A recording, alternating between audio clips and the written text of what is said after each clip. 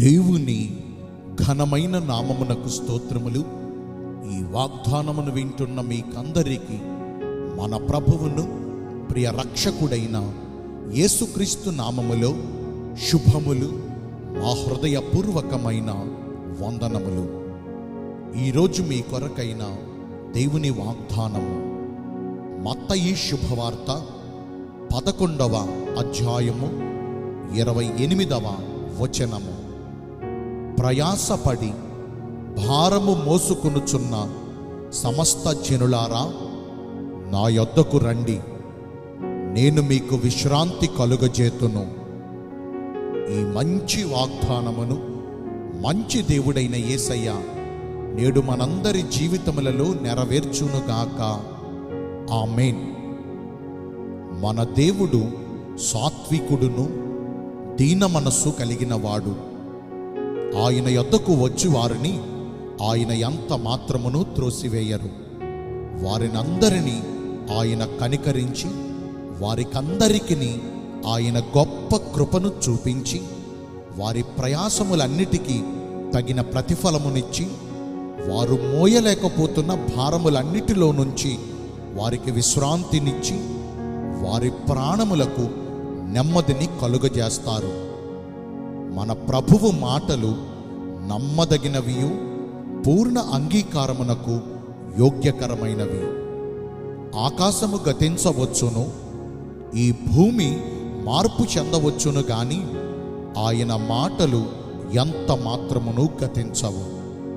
ఆయన మనలను ప్రేమించి మనకు మాట ఇచ్చినట్లుగానే మన ప్రయాసమునకు తగిన ప్రతిఫలమునిచ్చి మన చింత యావత్తును తొలగించి మన భారములన్నిటిలో నుంచి మనలను విడిపించి మేలుతో మన హృదయమును తృప్తిపరచునట్లుగా ఆయన యొద్దకు వచ్చిన మనము ఎటువంటి ప్రవర్తన కలిగి జీవించాలి?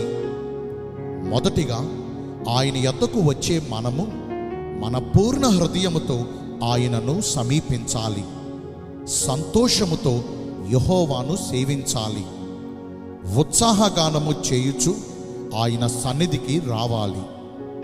ఆయన ఆజ్ఞలకు విధేయులమై ఆయన చిత్తానుసారమైన ప్రవర్తన కలిగి జీవించుచు యెహోవా దేవుని యందు భయభక్తులు కలిగి ఆయన త్రోవలలో నడుచుకోవాలి.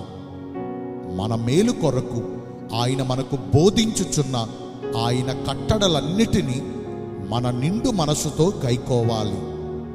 మన స్వబుద్ధిపై మన స్వనీతిపై ఆధారపడకుండా మన పూర్ణ హృదయముతో యెహోవా దేవుని యందు నమ్మకము నుంచి మన ప్రవర్తన అంతటిపై ఆయన అధికారమునకు ఒప్పుకోవాలి.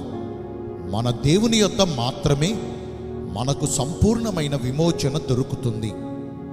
ఆయనకు అనుకూలముగా మనము ప్రవర్తిస్తే ఆయన మన పక్షముగా మనకు తోడై ఉండి మన చింతలన్నిటినీ తొలగించి మన దుఃఖ దినములను సమాప్తపరచి మనకు నోటి నిండా నవ్వును కలుగజేసి మేలుతో మన హృదయమును తృప్తిపరుస్తారు. రెండవదిగా ఆయన యొద్దకు వచ్చే మనము మన ప్రవర్తన అంతటిని జాగ్రత్తగా సరిచూసుకోవాలి. ఆయన దృష్టికి ఇష్టమైన ప్రవర్తన కలిగి జీవించాలి. మన గుడారాలలో నుండి మన హృదయములలో నుండి పాపమును దూరముగా తొలగించాలి. ఆయన దృష్టికి హేయమైనవి విసర్జించాలి. మనలో పాపమున్న ఎడల ఆయన మన మనవులను ఆలకించరు. మనకు మేలు కలుగకపోవుటకు దేవుడు మనకిచ్చే శ్రేష్టమైన ఈవులను అనుభవించుచు తృప్తికరమైన జీవితమును మనము పొందుకొనకపోవుటకు మన అతిక్రమములే కారణము. మన పాపములను మనము ఒప్పుకొనిన ఎడల ఆయన నమ్మదగిన వాడును నీతిమంతుడును గనుక మన సమస్త విధములైన పాపముల నుండి మనలను విడిపించి క్రీస్తు యేసు రక్తము ద్వారా మనలను పవిత్రులనుగా చేస్తారు. నేను మీ అందరి కోసం ప్రార్థన చేస్తాను. పరిశుద్ధుడును ప్రేమ కలిగిన మా ప్రియ పరలోకపు తండ్రివైన దేవా, మీ కృప కలిగిన ఘనమైన నామమును బట్టి నిండు మనసుతో కోట్ల కొలదిగా మీకు మా కృతజ్ఞతాస్తుతులు స్తోత్రములు వందనాలు చెల్లిస్తున్నామయ్యా. మీ యొద్దకు వచ్చిన వారి జీవితాలలో వారికున్న ప్రయాసములను తొలగించి వారి భారములన్నిటిలో నుంచి వారిని విడిపించి వారికి విశ్రాంతిని దయచేస్తానని ఈరోజు వాగ్దానము ద్వారా తెలియజేశారు. మీ చిత్తానుసారమైన భక్తిని చేసి ఈ వాగ్దాన ఫలములను మా జీవితాలలో పొందుకునే కృపను నేడు మాకందరికీ దయచేయండి.